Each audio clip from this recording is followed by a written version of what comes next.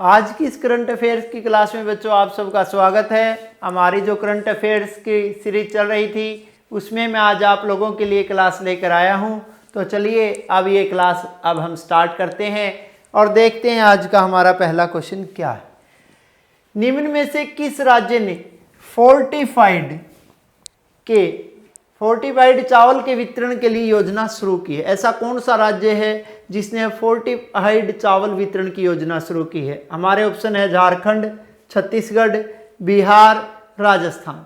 जल्दी से comment box में कमेंट करके इस क्वेश्चन का सही जवाब आप लोग दीजिए कि कौन से राज्य ने फोर्टिफाइड चावल की शुरुआत की है। तो इसका हमारा सही आंसर क्या है बच्चों? छत्तीसगढ़। और छत्तीसगढ़ के सीएम भूपेश बघेल के द्वारा इस योजना की शुरुआत की गई है। किसके द्वारा शुरुआत की गई है? भूपेश बघेल के द्वारा इस योजना की शुरुआत की गई है। कौन से राज्य में की गई है? छत्तीसगढ़ में की गई। और भूपेश बघेल छत्तीसगढ़ के वर्तमान में क्या है? सीएम है। तो उन्होंने जो इस योजना की शुरुआत 1 नवंबर को की। कब की बच्चों? 1 नवंबर को, यानी हरियाणा दिवस के दिन की। और उन्होंने इस योजना की शुरुआत पायलट प्रोजेक्ट के तौर पर की है। कैसे प्रोजेक्ट के तौर पर की है? पायलट प्रोजेक्ट के तौर पर की है। और पायलट प्रोजेक्ट के तौर पर इस योजना की जो शुरुआत की गई है कोडा गांव से की गई है। कौन से गांव से की गई है? कोडा गांव से की गई है। क्लियर है? तो अब बात करते हैं ये फोर्टिफाइड चावल है क्या। हमें इसका मीनिंग पता होना चाहिए। फोर्टिफाइड चावल का मीनिंग क्या होता है? देखिए, फोर्टिफाइड चावल यानी चावल के फोर्टिफिकेशन में, यानी चावल को पीसकर उसका पाउडर तैयार कर लिया जाता है। चावल को पीसकर उसका क्या तैयार कर लिया जाता है? पाउडर तैयार कर लिया जाता है। और तैयार किए गए इस पाउडर में आवश्यक पोषक तत्वों का मिश्रण किया जाता है। पहले चावल को पीसते हैं, पीसकर उसका पाउडर जब तैयार होता है तो उसमें फिर जो आवश्यक पोषण तत्व वो मिलाए जाते हैं और दोबारा से उसका क्या बना दिया जाता है? चावल बना दिया जाता है। यानी पीसकर और पोषक तत्व मिलाकर फिर जो चावल बनाया जाता है उसे क्या बोला जाता है? Fortified rice kernel. क्या बोला जाता है बच्चों? Fortified rice kernel.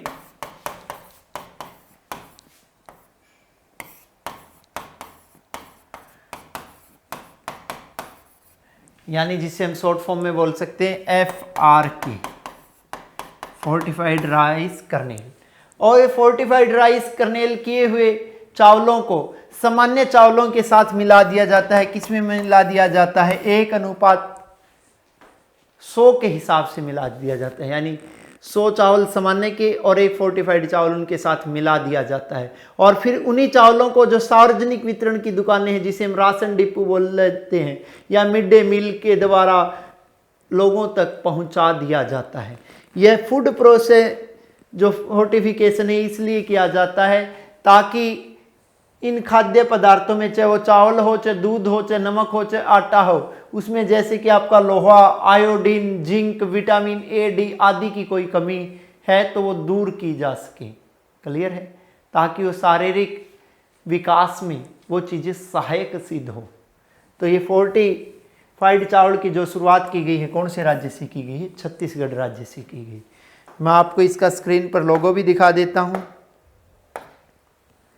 ये है what is the fortified rice. ये मीनिंग बताया गया आपके सामने। फोर्टिफाइड राइस क्या है? क्लियर है? अगला क्वेश्चन क्या है आज का? देखिए, एरो इंडिया 2021 का आयोजन कहाँ पर किया गया? यानी एरो इंडिया जो 2021 का आयोजन कहाँ पर किया गया बच्चों? चेन्नई में किया गया, पुणे में किया गया, बेंगलुरु में किया गया, या फिर नई दिल्ली में किया गया? तो इसका हमारा सही आंसर है कहाँ पर किया गया? बेंगलुरु में किया गया। बेंगलुरु आप सबको पता है किसकी राजधानी है? कर्नाटक की राजधानी है। और सॉफ्टवेयर निर्माण में हिंदुस्तान में पहले स्थान पर है कौन सा शहर? बेंगलोर शहर। और यहाँ पर अब वर्तमान में एरो इंडिया 2021 का कौन सा संस्करण किया गया? 13वां संस्करण किया गया। कौन सा संस्करण किया गया बच्चों? 13वां संस्करण किया गया, यानी 13वां सत्र चलाया गया। क्लियर है? और यह 5 दिवसीय आयोजन था। कैसा आयोजन था? 5 दिवसीय आयोजन था। यानी इस आयोजन का जो समय रहने वाला है वो रहेगा 3 से लेकर 7 फरवरी तक, यानी इस 5 दिवसीय आयोजन का समय क्या रहेगा, 3 से लेकर 7 फरवरी 2021 तक का इसका समय रहेगा। क्लियर है। यह एरो इंडिया आयोजित करने का एक ही उद्देश्य था कि एरोस्पेस और जो रक्षा उद्योग है इन दोनों को बढ़ावा दिया जा सके, ताकि एक देश दूसरे देश के साथ अपनी तकनीक को साझा कर सके, ताकि दोनों देशों के बीच नई तकनीक का आदान प्रदान हो और दोनों के संबंध मधुर बने, इसलिए इसका आयोजन किया गया। और इसमें लगभग कितनी कंपनियों ने भाग लिया, 500 कंपनियों ने भाग लिया, जिसमें देश विदेश की कंपनियां शामिल हुई। कितनी कंपनियां शामिल हुई, 500 कंपनियां शामिल हुई। तो इसका मैं आपको लोगो भी दिखा देता हूं स्क्रीन पर। यह आपका स्क्रीन पर लोगो है, arrow India the runway of the billion opportunities. Clear है। नेक्स्ट क्वेश्चन आज का क्या है, हाल ही में किस देश ने दक्षिणी चीन सागर में फिर से तेल की खोज शुरू करने की बात कही है। तो हमारे ऑप्शन है फिलीपींस, जापान, चीन या फिर सिंगापुर। तो इस क्वेश्चन का हमारा राइट आंसर क्या होगा, जल्दी से कमेंट बॉक्स में आप लोग मुझे बताएं कि इस क्वेश्चन का सही जवाब क्या है। तो इस क्वेश्चन का हमारा सही जवाब बच्चों क्या है, फिलीपींस। इस क्वेश्चन का हमारा सही जवाब क्या है, फिलीपींस। और फिलीपींस ने कहां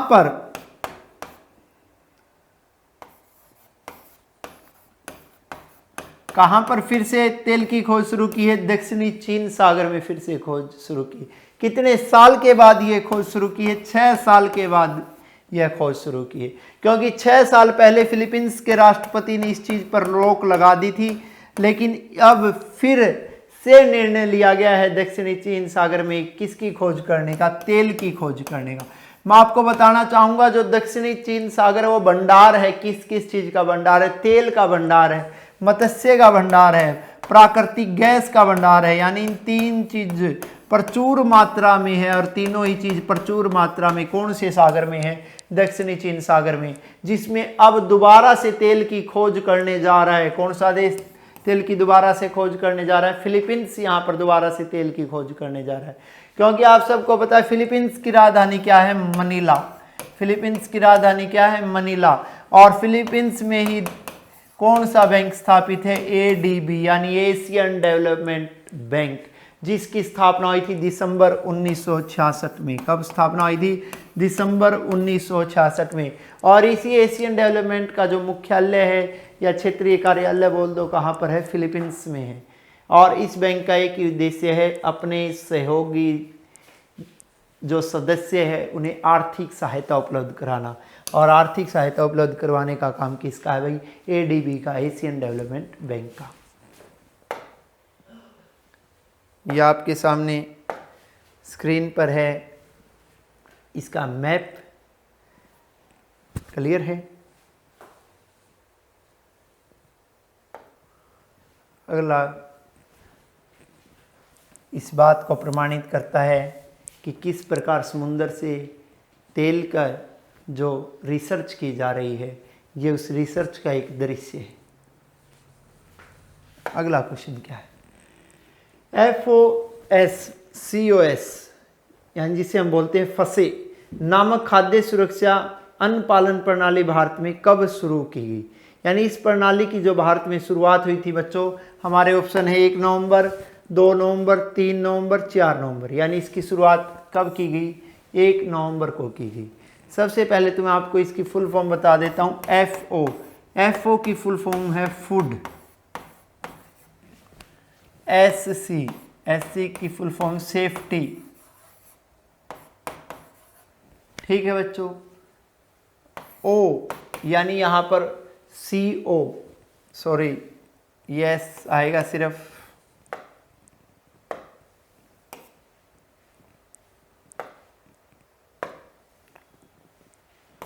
CO की यहां पर फुल फॉर्म है कॉम्प्लियंस, COMPLIANCE। इसके बाद बात करता हूं आपका है एस की यहाँ पे फुल फॉर्म है सिस्टम, यानी फूड सेफ्टी कॉम्प्लायंस सिस्टम, जिसे हम क्या बोलते हैं, फसे बोलते हैं। आप कोई भी खाद्य पदार्थ लोगे तो उसके ऊपर इसकी मोहर भी आपने देखी होगी, फसे की मोहर आती है। यानी इसका जो फुल फॉर्म है भारतीय खाद्य सुरक्षा मानक प्राधिकरण, भारतीय खाद्य सुरक्षा एवं मानक प्राधिकरण। इस संस्था का एक ही काम है बच्चों, और वह काम यह डिसाइड करना है कि यह खाद्य पदार्थ अब खाने लायक है या नहीं है, या इसमें क्या क्या ग्रेडियंट्स है, भाई क्या क्या चीज़ें इसमें मिलाई गई है, यह शाकाहारी है या मांसाहारी है, या इस खाद्य पदार्थ की जो लाइफ है वो कितनी है। यानी हमारे खाने पीने की सारी चीज़ें का टाइम पीरियड क्या होगा, कितने दिन तक ये चलेगी, इस तरह की सारी चीज़ें डिसाइड की जाती, किसके द्वारा की जाती है, भारतीय खाद्य सुरक्षा मानक प्राधिकरण के द्वारा शुरू की जाती है। और उसने अब एक नई प्रणाली की शुरुआत की है जिसका नाम है अन्न पालन सुरक्षा प्रणाली, और उसकी शुरुआत कब की है, 1 नवंबर 2020 को की है। FSSAI फसे यानी food safety and standards authority of India. अगला क्वेश्चन, हाल ही में किस देश ने अपने राष्ट्रीय पहचान डाटाबेस में फेस रिकॉग्निशन को शामिल किया है? जिस प्रकार हमारा जो डाटाबेस है वो हिंदुस्तान की सरकार ने इकट्ठा कर लिया है आधार कार्ड से, उसी प्रकार अब कौन सा देश है जो फेस रिकॉर्ड से, यानी आपके फेस को स्कैन करके ही आपका सारा रिकॉर्ड बता सकता है, भाई आपका अकाउंट नंबर क्या है या आपकी दूसरी हर डिटेल जो बता सकता है, वो कौन सा देश है जिसने इस चीज़ की शुरुआत की है। ऐसा करने वाला वो दुनिया का पहला देश भी बन जाएगा, ये बात भी आपको ध्यान रखनी है। और इस क्वेश्चन का हमारा सही आंसर क्या है, सिंगापुर, यानी फेस रिकॉर्डेशन।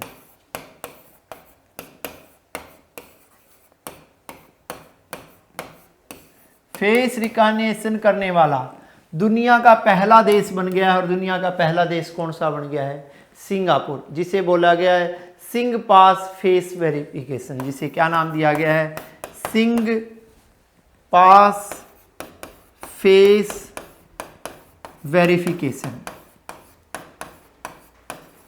से क्या नाम दिया गया है, सिंग पास फेस वेरिफिकेशन का नाम दिया गया है। और इस तरह फेस वेरिफिकेशन करने वाला दुनिया का पहला देश कौन सा बना है, सिंगापुर। इसके अलावा मैं आपको इसमें एक क्वेश्चन और बताना चाहूँगा, हाल ही में विश्व प्रतिस्पर्धा सूचकांक जारी किया गया। क्या जारी किया गया, विश्व प्रतिस्पर्धा सूचकांक। और इस विश्व प्रतिस्पर्धा सूचकांक 2020 में, विश्व प्रतिस्पर्धा सूचकांक 2020 में भी पहला स्थान प्राप्त किया है। और पहला स्थान कौन से देश ने प्राप्त किया है बच्चों, सिंगापुर ने प्राप्त किया है। फेस वेरिफिकेशन की शुरुआत करने वाला भी पहला देश बन गया दुनिया का। उसके अलावा विश्व प्रतिस्पर्धा सूचकांक में भी पहला स्थान प्राप्त करने वाला देश बन गया, कौन सा बन गया है, सिंगापुर बन गया है। क्लियर, यह है आपका है सिंगापुर, मैप पे आपको दिखाई भी दे रहा हो। अगला question, standard of anti tank missile का सफलतापूर्वक प्रशिक्षण किया गया, यह किसके द्वारा विकसित की गई, इसरो के द्वारा विकसित की गई, या डीआरडीओ के द्वारा विकसित की गई, या दोनों के द्वारा विकसित की गई, या इनमें से कोई नहीं। जल्दी से इस क्वेश्चन का सही जवाब बताएं कि stand of anti tank missile का प्रशिक्षण किसने किया। तो इस क्वेश्चन का हमारा सही जवाब है बच्चों क्या, डीआरडीओ, यानी डीआरडीओ के द्वारा किया गया। कहां से किया गया बच्चों, ओडिशा से किया गया। और ओडिशा के भी कौन सी जगह से किया गया, चांदीपुर से किया गया। यानी ओडिशा के जो चांदीपुर में हमारा सेंटर है मिसाइल टेस्टिंग का, वहां से इसका प्रशिक्षण किया गया। यह जो नाग मिसाइल, अगर आपने नाम सुना हो या इसके बारे में पहले कभी पढ़ा हो, क्योंकि आप भली भांति परिचित होंगे इन बातों से, कंपटीशन की तैयारी कर रहे हैं, तो नाग मिसाइल का यह एक प्रकार है। कौन सी मिसाइल का एक प्रकार है, नाग मिसाइल का यह एक प्रकार है। इसे आप हेलेना का नया संस्करण भी कह सकते हैं। हेलेना का इसे क्या बोल सकते हैं, नया संस्करण। और हेलेना का नया संस्करण किसे कह सकते हैं बच्चों? Stand of anti tank missile को कह सकते हैं। और इसका प्रशिक्षण किसके द्वारा किया गया? डीआरडीओ के द्वारा किया गया। डीआरडीओ जिसकी स्थापना हुई थी 1958 में। डीआरडीओ की स्थापना कब हुई थी? 1958 में। डीआरडीओ का मुख्यालय कहाँ पर है? दिल्ली में। डीआरडीओ का मुख्यालय कहाँ पर है? दिल्ली में। और डीआरडीओ के अध्यक्ष कौन है? सतीश रेड्डी। डीआरडीओ के अध्यक्ष कौन है बच्चों? सतीश रेड्डी। क्लियर है? यह वह मिसाइल का दृश्य आप लोगों के सामने स्क्रीन पर है, जिसके यानी फाइनल ट्रायल सक्सेसफुल। और फाइनल ट्रायल सक्सेसफुल किसके द्वारा किया गया इस मिसाइल का? डीआरडीओ के द्वारा। क्लियर? अगला क्वेश्चन, चंद्रमा पर पहला सेल्युलर नेटवर्क अमेरिका किसकी सहायता से तैयार कर रहा है? कहां पर सेल्युलर की बात हो रही है बच्चों? चंद्रमा पर। यानी चंद्रमा पर जो पहला सेल्युलर नेटवर्क अमेरिका किसकी सहायता से तैयार कर रहा है? हमारे ऑप्शन है एप्पल, वीवो, ओप्पो, नोकिया।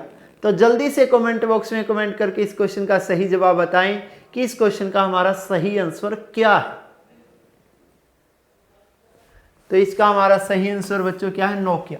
यानी नोकिया की सहायता से 4G नेटवर्क स्थापित किया जा रहा है। और यह 4G नेटवर्क किसके द्वारा स्थापित किया जा रहा है? अमेरिका के द्वारा स्थापित किया जा रहा है। कहां पर स्थापित किया जा रहा है? चंद्रमा पर स्थापित किया जा रहा है। क्योंकि आपको पता होगा अमेरिकी स्पेस एजेंसी नासा ने घोषणा कर रखी है कि 2024 तक जो मनुष्य को चांद पर लेके जाना है, मनुष्य को 2024 तक कहां पर लेके जाना है? चांद पर लेके जाना। इस बात की घोषणा कर रखी है। कहां की स्पेस एजेंसी ने? अमेरिका की स्पेस एजेंसी ने।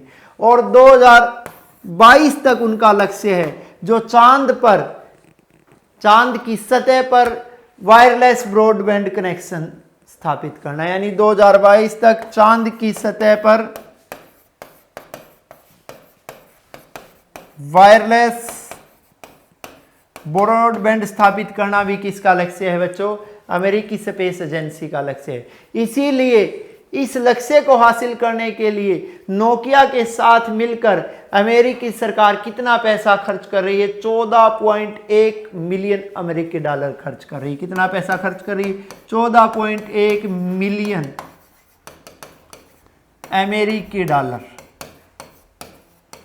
डॉलर इस मिशन के लिए खर्च कर रहा है। और इस मिशन के लिए इतना पैसा कौन सा देश खर्च कर रहा है? अमेरिका खर्च कर रहा है। क्लियर है? यह वह मिशन है जो नोकिया की सहायता से साकार करने की कोशिश कर रहा है। कौन सा देश? अमेरिका। कहां पर? चंद्रमा पर। अगला क्वेश्चन क्या है? एक जिला एक उत्पाद योजना के तहत कारीगरों के कार्य के प्रदर्शन के लिए आभासी बाजार का उद्घाटन किया है। यानी एक जिले में एक उत्पाद, यानी सीधी सी बात है हर जिले की अपने उत्पाद के लिए पहचान बनाने की कोशिश की जा रही है। और इस तरह की पहचान बनाने की कोशिश कौन से राज्य के द्वारा की जा रही है बच्चों? इसमें हमारे ऑप्शन है उत्तर प्रदेश, मध्य प्रदेश, बिहार और पंजाब। जल्दी से कमेंट बॉक्स में कमेंट करके इस क्वेश्चन का सही जवाब आप लोग बताएं कि इस क्वेश्चन का सही आंसर क्या है।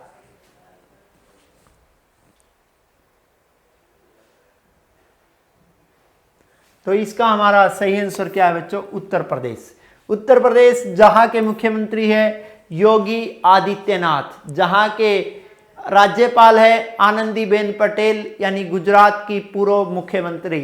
यानी उत्तर प्रदेश जो महिलाओं को लेकर भी काफी सशक्त है, यानी महिलाओं का सशक्तिकरण करने के लिए प्रतिदिन नई नई तरह की योजनाएं लागू की जा रही है। कौन से राज्य में लागू की जा रही है? उत्तर प्रदेश में, जिसकी राजधानी है लखनऊ। लखनऊ जिसे कहा जाता है नवाबों का शहर। सबसे ज्यादा लोकसभा की सीटें भी 80 कहां पर है? उत्तर प्रदेश में। सबसे ज्यादा विधानसभा की सीटें भी 403 कहां पर है? उत्तर प्रदेश में। सबसे ज्यादा राज्यसभा की भी 31 सीटें कहां पर है? उत्तर प्रदेश में। सबसे ज्यादा विधान परिषद की भी 99 सीटें कहां पर है? उत्तर प्रदेश में। यानी उत्तर प्रदेश में इस प्रकार की स्कीम शुरू की जा रही है। उत्तर प्रदेश के कुछ जिले हैं वो अलग अलग उत्पादों के लिए फेमस है। जी इस तरह कारपेट के लिए जिला, कारपेट के लिए कौन सा जिला फेमस है? उत्तर प्रदेश का भदोही। उसी प्रकार साड़ियों के लिए कौन सी जगह फेमस है? बनारस या वाराणसी। उसी प्रकार टेराकोटा के लिए मुख्यमंत्री योगी आदित्यनाथ का गृह जिला कौन सा प्रसिद्ध है? गोरखपुर।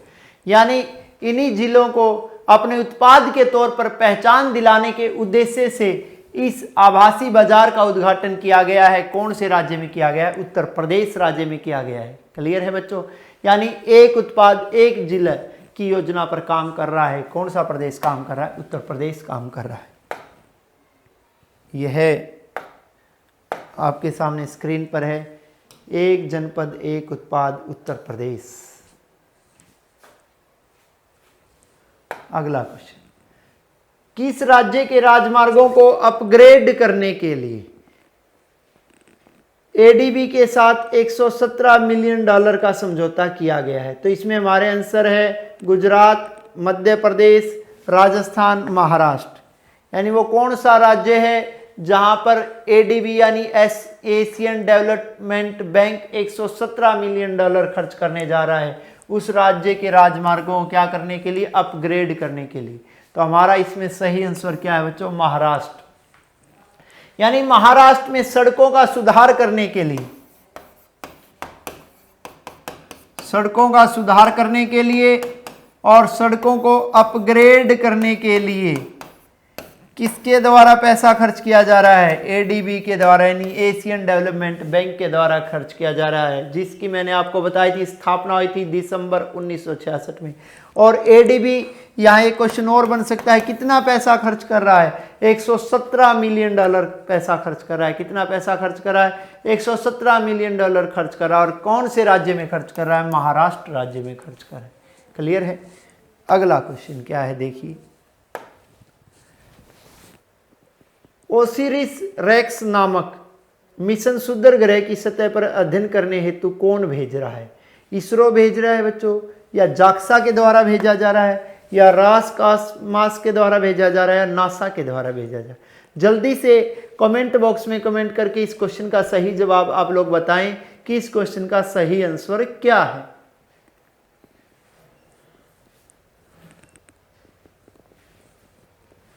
तो इसका हमारा सही आंसर क्या है बच्चों? नासा। पहले मैं आपको बता देता हूं, इसरो कहां की स्पेस एजेंसी है? भारत की। जाक्सा कहां की है बच्चों? जापान की। रोसकॉस्मॉस कहां की है? रूस की। रोसकॉस्मॉस। और नासा कहां की है? अमेरिका की। और अमेरिका के द्वारा ही यह जो मिशन भेजा जा रहा है कौन से ग्रहों पर? क्षुद्र ग्रहों पर भेजा क्या जा रहा है? भेजा जा चुका है। और यह मिशन उन्होंने भेजा था 8 सितंबर 2016 को, यह पता करने के लिए कि क्षुद्र ग्रह की चट्टानें कैसी है, और उन्हीं चट्टानों से संबंध रखने वाले फोटो भेजे गए हैं इस मिशन के द्वारा। और उन्हीं चट्टानों के फोटो किसके द्वारा भेजे गए हैं? नासा के पास भेजे गए हैं, ताकि इस बात का अध्ययन किया जा सके कि वहां की चट्टानें कैसी है। क्लियर है? तो हमारा इसका आंसर है नासा। ये आपके सामने रहा ओसिरिस एक्स मिशन का दृश्य। तो आज की हमारी बच्चों ये करंट अफेयर्स की ये क्लास यहीं पर कंप्लीट होती है। क्लास कंप्लीट हुई। इसके अलावा मैं आपसे 2 बातें और कहना चाहूँगा। जैसा कि आपको पता है अब एचटेट